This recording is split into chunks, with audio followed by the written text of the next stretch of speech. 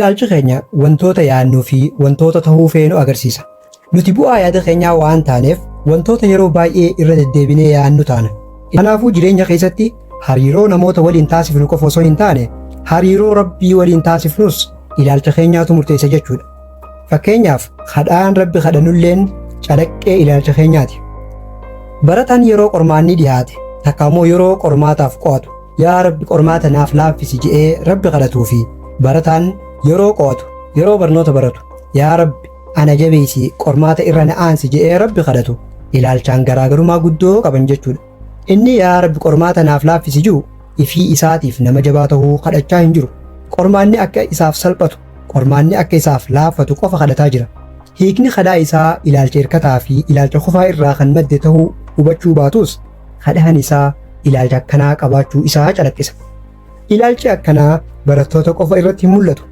Namoonni jabaatanii hojjechuutti hin amanne kan milkaa'ina karaa qaxxaamuraatiin argachuu yaadanis yeroo qabeenya Rabbi kadhatan yeroo milkaa'ina Rabbi kadhatan yaa Rabbi jabduu miti laaftumatti nu nyaachisi yaa Rabbi fagoo miti dhihootti ardaan osoo hin taane ardaagatti nu nyaachisi jedhanii kadhachuun waan baratame.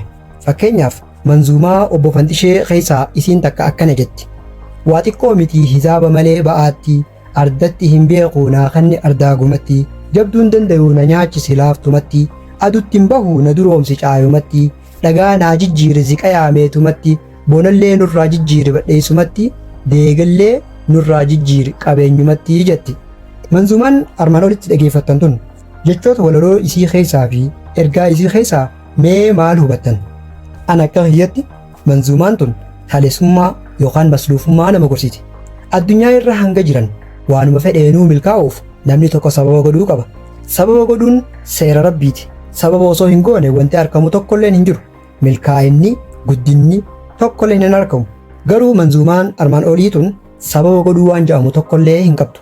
Ergaan as keessatti calaqqisu ergaa namni ilaalcha masluufaa qabu kan akkanumatti osoo hin hojjenne milkaa'uu barbaadu fakkaata. Kanaafuu wantoonni akkanaa kun akka cimnee hin hojjenne qofa nu godhan malee bu'aan isaan nu argamsiisan hin jirtu jechuudha. Ilaalcha injifatamaadhaan wahuma tokkollee injifachuun ilaalcha kufaadhaan wahuma hojjennu kamiinuu milkaa'uun hin danda'amu. Hojii fi bu'aan keenyaas ilaalcha keenyaan wal fakkaata. Namni keessoo isaatiin ani hin danda'u, ani hin milkaa'u, ani nama bakka guddaa ga'uuf uumamee miti jedhee yaadu yookaan amanu bakka tokkollee ga'uu hin danda'u. Inni namootaan akkanaan ta'uu fedha, bakka saniin ga'uu fedha, sadarkaa akkanaatiin ga'uu fedha jedhee afaaniin haa haasa'u malee keessoo isaatiin waan itti hin amanneef bakka yaade san ga'uu hin danda'u. Namni Earl Nightingale jedhamu ilaalchi jireenyaaf qabnu ilaalcha jireenyi nuuf qabu murteessaa jedha. Duuba ati jireenyaaf ilaalcha akkam qabda?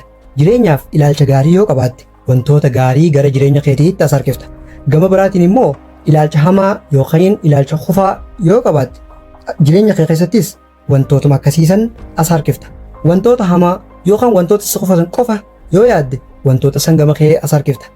Kanaafuu ilaalchi ati qabdu calaqqee jireenya keetiiti.